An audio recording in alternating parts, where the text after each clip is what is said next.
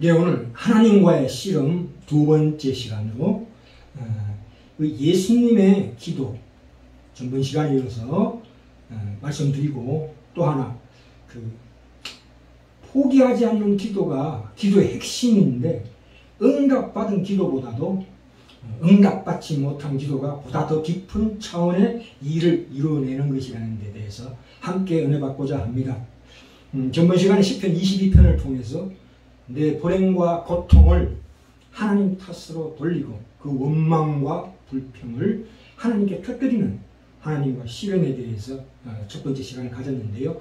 요한복음 17장에서 예수님께서 분명히 18절에 아버지께서 나를 세상에 보내신 것 같이 저희를 세상에 보내었고 라고 하신 설교를 하시고 난 다음에, 정작 예수님께서 십자가에 못 박히셨던 그 밤에 겟세마네 동산에서 기도하실 때는 하나님 아버지께 고난을 잔을 마시지 않고 지나가게 해주시길 기도합니다. 마태는 예수님께서 겟세마네 동산에 기도하실 때에 고민하고 슬퍼하셨다고 기록하고 있습니다. 또한 누가는 얼굴을 땅에 대시고 엎드려서 땀이 땅에 떨어지는 핏방울같이 되었다고 말하고 있습니다. 그로부터 몇 시간 후에 예수님은 드디어 십자가에 못 박히십니다. 그 못 박히신 6시간 동안 예수님께서 7마디의 말씀을 하십니다. 엘리 엘리 라마 사박다니 아람어입니다. 이 시편 전체 22편 전체를 예수님께서 염두에 두셨다고 봅니다. 그러니까 지금 이 시간 예수님이 겪고 계신 이 시련을 가장 잘 묘사하고 있는 대목이 시편 22편입니다. 제가 몇 절만 읽겠습니다. 내 하나님이여 내 하나님이여 어찌 나를 버리셨나이까. 어찌 나를 멀리하여 돕지 아니하시며 내 신음하는 소리를 듣지 아니하시나이까. 내 하나님이여 내가 낮에도 부르짖고 밤에도 잠잠치 아니하오나 응답치 아니하시나이다. 나는 벌레요 사람이 아니라 사람의 해방거리요 백성의 조롱거리이니라. 나는 물같이 쏟아졌으며 내 모든 뼈는 어그러졌으며 내 마음은 천밀 같아서 내 속에서 녹았으며 내 힘이 말라 질그릇 조각 같고 내 혀가 이틀에 붙었나이다. 주께서 나를 사망의 진토에 두셨나이다. 이게 예수님의 기도입니다. 참 믿기지 않습니다. 하늘에 계신 아버지 앞에서 버림받은 자신의 그 고뇌와 슬픔을 망설임 없이 표현하셨습니다. 예수님은 이 시편을 사용하시면서 자신의 감정을 기도로 성화하셨습니다. 예수님의 그 감정은 드디어 하나님께로 그 감정을 올려드리는 역할을 하고 있습니다. 시편 88편을 한번 볼까요? 동일한 말씀입니다. 시편 88편 14절을 제가 읽겠습니다. 여호와여 어찌하여 나의 영혼을 버리시며 어찌하여 주의 얼굴을 내게 숨기시나이까. 참 이것도 고라자손의 시인데 다윗처럼 성령의 감동을 받아서 그야말로 절규하는 시입니다.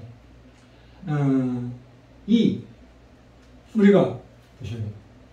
시간적으로는 과거, 현재, 미래를 동시에 현재로 사시는 하나님께서, 공간적으로는 동서남북 어디에나 하늘과 땅 어디에나 동시에 계시는 분이신 예수 그리스도께서, 참으로 이 시간과 공간을 초월하신 분께서 드디어 인간이 되시고 태아로 태어나시고, 그리고 그런 말을 배우고 말하는 법을 배우고 평범한 한 사람으로 자라면서 목수일도 배우시고 겨우 33년 동안 팔레스타인 땅에서 33살의 나이에 고통받으며 돌아가신 이분이 성육신은 참으로 역설이다. 그렇죠? 우리 성육신 그러면 이 예수님의 인성, 인간성이죠. 인간성에 의한 이 기도가 우리에게 시사하는 바가 너무너무 큽니다. 역사를 주관하시는 분이 이 마치 드라마의 연출자, 다시 말해서 소설의 작가가 그 소설 속으로 등장인물로 직접 이야기 속에 들어온 것과 똑같다, 이렇게 이해하시면 됩니다. 우리가 보셔요. 이사야서 42장에 보시면 2절 3절에 그는 이 땅에 계실 때 외치지 아니하며 목소리를 높이지 아니하며 그 소리로 거리에 들리게 아니하며 상한 갈대를 꺾지 아니하며 꺼져가는 등불을 끄지 아니하고, 이렇게 나옵니다. 마치 예수님과 지금 우리 평범한 삶을 살아가고 있는 우리의 모습과 흡사합니다. 그래서 이사야 오늘 읽은 본문 말씀 53장 2절에 그는 주 앞에서 자라나기를 연한 순 같고 이런 마른 땅에서 나온 줄기 같아서 고운 모양도 없고 풍채도 없은즉 우리 보기에 흠모하는 아름다운 것이 없도다라고 노래하고 있습니다. 보셔요. 참 이 이사야 53장에 보시면 양이신 그리스도께서 도살장에 끌려가지만 이제 오늘날 이스라엘과 온 세상 가운데 목자로 되십니다. 어린 양이신 그는 말을 못하지만 침묵으로 일관하셨지만 그분이야말로 말씀 그 자체시다 이 말입니다. 아멘. 그는 죽은 나무에 매달려 못 박히지만 드디어 그로 인한 생명력으로 우리를 회복시키시는 분이십니다. 기독교의 역사를 보면 그 로마의 감시와 적대적인 시선 가운데서 250년을 살았습니다. 이 그리스도인들이. 그리스도인의 숫자가 예수님 돌아가시고 난 다음 40년대에 5,000명밖에 안 됐었습니다. 말하자면 요한과 베드로 시대에. 물론 바울의 시대에 더 확장됐겠지만 예수님 돌아가시고 300년 경에는 500만 명이 됐습니다. 50년경에 예수님 돌아가시고 50년경에 5,000명 정도밖에 안 됐던 그리스도인들이 예수님 돌아가시고 300년, 250년 후에는 드디어 500만 명이 100배나 성장했습니다. 그래서 312년에 콘스탄티누스 대제가 황제에 오르면서 드디어 기독교가 합법화되고 문화적으로 지배해서 유럽과 북미까지 전체 역사의 정체성을 형성해서 중세시대까지 가는 거 아니겠습니까? 그래서 주 360년, 그러니까 콘스탄티누스 황제가 기독교를 국교로 하고부터 50년밖에 안 됐는데도 그때 드디어 3천만 명의 그리스도인으로 성장되는 겁니다. 그래서 로마의 공식 종교가 되는 거지요. 그래서 오늘날까지 그 많은 순도자들이 거의 7천만 명이라고 우리가 추산하고 있습니다. 이 놀라운 역사를 보십시오. 예수님 한 분으로 말미암아 이렇게 놀라운 참으로 역사가 일어나신 겁니다. 그래서 이 예수님은 하나님은 동시에 모든 곳에서 그분 자체의 전인격체로 거하신다는 겁니다. 범신론하고 다릅니다. 마태복음 18장 20절에 나오지요. 두세 사람이 내 이름으로 함께 모인 곳에 나도 거기에 그들의 한가운데 있느니라 하시니라. 그렇죠? 네. 예수 그리스도는 사람으로 태어나셨습니다. 물질로 태어나셨습니다. 그리고 약하신 분이시고 드디어 죽으셨습니다. 우리의 모든 일상의 고통을 따르셨습니다. 고난으로 모든 삶을 대표했습니다. 말하자면 한 인간의 평범한 아까 이사야서 53장과 42편에 나온 것처럼 꺼져가는 촛불 같은 신지 같은 인생을 사셨습니다. 하나님의 그 무한한 광채에 나는 이 대우주보다 더 무거운 예수 그리스도의 존재가 깃털처럼 가볍게 이 땅에서 사셨다 가셨습니다. 이 모습은 어떤 겁니까? 바로 성육신의 역설입니다. 사람들이 통상적으로 생각하는 하나님의 모습이나 행동과는 전혀 정반대되는 그러한 모습을 우리에게 보이셨습니다. 이것이 오늘날 우리에게 큰 위로를 주고 동시에 우리가 어떻게 기도해야 되는가를 우리에게 가르쳐주고 있습니다. 히브리서 5장 5장에 보시면 5장 7절에 보시면 그는 육체에 계실 때 자기를 죽음에서 능히 구원하실 이에게 심한 통곡과 눈물로 강구와 소원을 올렸고 그의 경외하심을 인하여 더 힘을 얻었느니라 이렇게 나옵니다. 그러니까 예수님도 하나님이시지만 유한한 약한 인간의 몸을 타원하셨기 때문에 그 고통을 겪었었다. 그래서 우리의 고통은 너무나 잘 아십니다. 십자가 앞에서 죽음 앞에서 공포에 떠시던 예수님 안에서 드디어 하나님의 눈물을 우리가 보게 됩니다. 만물을 다스리는 주권자 하나님이 내가 살고 있는 이 일상의 고통을 겪어보신 그 하나님이라는 사실을 우리가 분명히 알아야 합니다.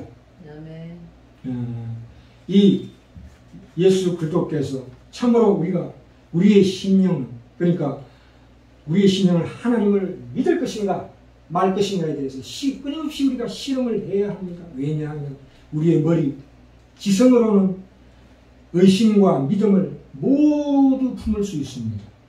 한편으로는 하나님을 믿을 수도 있고 한편으로 의심할 수 있는 것을 하나님께서 인정하시고 허용하십니다. 또한 우리의 가슴, 감정은 슬픔과 기쁨을 함께 느낄 수 있는 가슴을 주셨습니다. 슬프지만 또한 기쁨을 다 함께 느낄 수 있는 감성을 주셨다고요. 그래 또한 우리의 의지는 어떻습니까? 내가 하나님을 기꺼이 맞아들일 수도 있고 거절할 수도 있는 그런 두 가지 성품을 우리에게 주셨습니다. 우리가 이 사실을 분명히 명심해서 우리 기도가 결코 포기되지 않는 기도가 되어야 합니다. 그렇죠? 그래서 이 포기하지 않는 기도와 응답받지 못한 기도는 짝을 이루고 있습니다. 포기하지 않는 기도는 무엇입니까? 우리가 평소에 기도하는 것이 어떻습니까? 내가 어떤 벽에 닿았을 때, 어떤 인간의 한계에 도달했을 때 나오는 기도는 하루에 수백 번, 수천 번 똑같은 말을 반복하는 겁니다. 그렇게 단조롭고 막막하고 답답한 기도를 드릴 수밖에 없는 우리 현실을 맞이하게 됩니다. 그때 우리가 무작정 하나님께 우리의 속에서 나오는 그 감정을 뱉어야 합니다. 고소, 절규, 그것이 변명일 수도 있지만 말하자면 두서없이 매끄럽지 않아도 좋습니다. 말이 안 되는 기도라도 좋습니다. 하나님께서는 있는 그대로 우리를 받으시길 원하십니다. 아멘. 내 불행과 고통이 하나님 탓인 것처럼 원망과 불평을 터뜨리는 간말마 같은 비명 같은 소리도 하나님 앞에서 참으로 귀한 기도입니다. 자, 그러면 포기하지 않는 기도, 또한 응답받지 않는 기도가 우리에게 주는 큰 유익이 무언가를 한번 확인해 보고자 합니다. 첫째, 우리의 정체성을 확인해 줍니다. 우리의 기도는 응답받을 때도 있고 응답받지 못할 때도 있습니다. 그러나 응답받았다 할지라도 내가 받은 답이 온전한 답이 아니라는 것을 우리가 깨닫게 됩니다.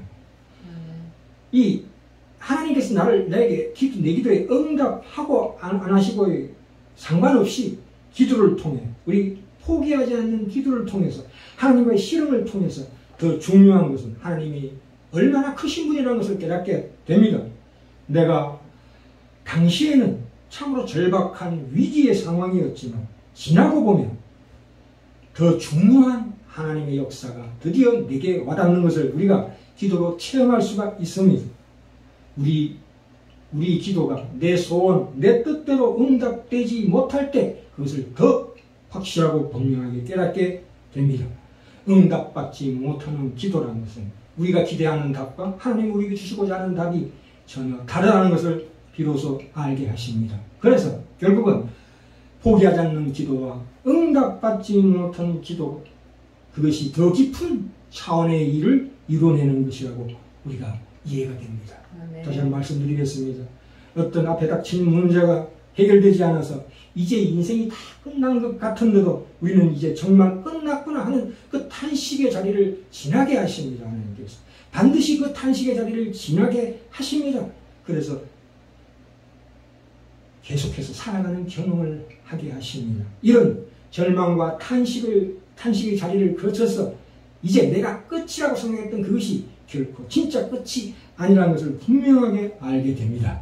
그것이 포기하지 않는 기도와 응답받지 못하는 기도에 하나님과의 실험에 의해서 우리가 발견하게 되는 큰 유익이요, 그것이 진정한 응답이다. 아멘. 이렇게 이해하시면 됩니다. 자, 그러면 그 증거를 한번 찾아볼까요?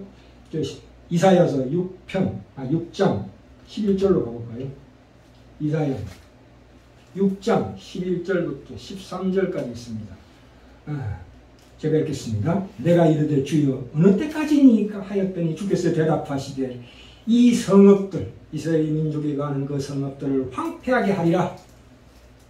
더 나아가서 그 중에 10분의 1이 아직 남아있을지라도 이것도 황폐하게 될 것이나, 점입가경입니다. 황폐하면 더 황폐하게 만든다는 겁니다. 밤나무와 상수리나무가 뱀을 당하여도 그 그루터기는 남아있는 것 같이 거룩한 씨가 이 땅에 그루터기니라 하시더라. 아멘. 그 씨를 남겨놓겠다 이 말씀을 하십니다. 자, 이 답답한 이스라엘 민족들의 그 답답한 탄식과 그 한숨 속에 하나님의 응답이 바로 이렇게 떨어집니다. 또 하나 찾아볼까요? 열왕기상 19장 15절 18절 열왕기상입니다. 구약성경 550쪽입니다. 열왕기상 19장 15절부터 18절까지 얘기하겠습니다. 여호와께서 저에게 이르시되 너는 너의 길을 돌이켜 광야로 말미암아 다메섹에 가서 이르거든 하사엘에게 기름을 부어 아람 왕이 되게 하고 너는 또 니미시 아들 예후에게 기름을 부어 이스라엘 왕이 되게 하고 또 아멜모홀라 사바스의 아들 엘리사에게 기름을 부어 너를 대신하여 선지자가 되게 하라. 하사엘의 칼을 피하는 자를 예후가 죽일 것이요 예후의 칼을 피하는 자를 엘리사가 죽이리라. 그러나 내가 이스라엘 가운데 7천인을 남기리니 다 무릎을 바알에게 꿇지 아니하고 다 그 입을 바알에게 맞추지 아니한지니라.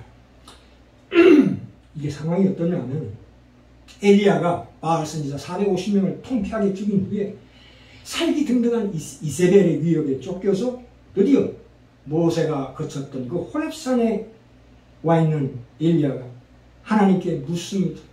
내가 어찌하여 하나님이 그러시는데 네가 어찌하여 여기 있느냐 했을 때 엘리야의 대답이 참으로 원망과 불평의 탄식입니다. 내가 만군의 여호와께 열심히 유별하오니 이는 이스라엘 자손이 주의 언약을 버리고 주의 재단을 헐며 칼로 주의 선지자들을 죽였으며 저도 이 갈멜산에서 참으로 이 이스라엘이 쫓기고 있나이다. 이렇게 탄식을 기도를 합니다. 갈멜산에서 참으로 큰 승리를 거둔 선지자가 오히려 생명의 위협을 받아서 이 먼 곳까지 호렙산까지 도망가게 되었습니다. 이런 처지에 놓인 선지자가 하나님께 원망과 불평을 늘어놓습니다. 그래서 하나님의 답이 이어집니다. 바로 그것이 열왕기상 19장 아까 제가 얘기했던 15절부터 19절 말씀입니다. 하나님은 하사엘과 예후 누굽니까? 악한 자입니다. 하나님 믿지 않는 자입니다. 그들을 세워서 그들의 악역을 계속하게 하십니다. 이 어찌 일입니까? 그래서 엘리야의 후임으로 엘리사를 세웁니다. 자, 여기에서 이 역사는 끝나지 않았다. 더 나아간다. 나와 함께 더 가자. 이런 얘기 하십니다. 하나님은 이 역사를 계속 이어가시겠다고 하십니다. 이 포기하지 않는 기도, 응답되지 못한 기도, 엘리야가 겪고 있는 이 고통의 시간에 엘리야가 알고 있는 것보다 훨씬 큰 시간, 하나님이 이루어 가시는 그 광대한 역사에 이 네가 당하고 있는 이 고통이 한 부분을 담당하고 있다고 하나님 대답하시고 계시는 부분입니다. 우리가 겪고 있는 시간도 마찬가지입니다. 그렇게 하나님이 일이 완성되어가는 어떤 과정에 한 자락을 이루고 있다 이 말입니다. 자, 결론을 얘기합니다. 기도의 궁극적인 응답은 우리 강도의 모든 것이 완전히 해결되는 것으로는 주어지지 않습니다. 눈에 보이는 완결은 인간이 원하는 해결 방식일 뿐입니다. 우리는 기도를 통하여 다시 말해서 하나님과의 씨름, 곧 포기하지 않는 기도, 응답되지 못한 기도를 통하여 하나님의 창조와 종말에는 거대한 역사의 흐름에 대면하게 되고 그 장엄한 역사의 흐름 속 어딘가를 내가 지금 하나님과 함께 참여하고 그 역사를 이루는 일에 하나님은 나를 기꺼이 동반자로 쓰시고 동역자로 쓰시고 계신다는 것을 우리가 분명히 깨닫게 됩니다. 이 포기하지 않는 기도와 응답되지 못한 기도를 통해서 하나님의 씨름을 통해서 응답하시는 하나님의 일하심에 대해서 마지막으로 히브리서 11장입니다. 이게 뭐라고 나와 있습니까? 히브리서 11장.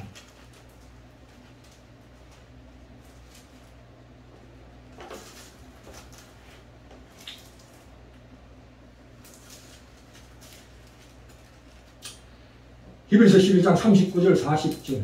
이 사람들이 누굽니까? 우리 믿음의 조상들입니다. 아브라함, 이삭, 야곱. 모든 모세, 모든 이 사람들이 다 믿음으로 말미암아 증거를 받았으나, 물론 증거를 받았죠. 엘리야도 받았죠. 그러나 그것은 희미한 그림자일 뿐입니다. 증거를 받았죠. 하나님 응답을 받았습니다. 그러나 그림자였습니다. 약속을 받지 못하였습니다. 그 약속이 무엇입니까? 성육신하신 예수 그리스도 아닙니까? 그 약속을 누가 받았습니까? 이는 하나님 우리를 위하여 더 좋은 것을 예비하셨은즉 우리가 아니면 저희로 온전함을 이루지 못하게 하려 하십니다. 그 수많은 신앙의 조상들의 고통과 탄식의 기도로 그 결과가 우리 아닙니까?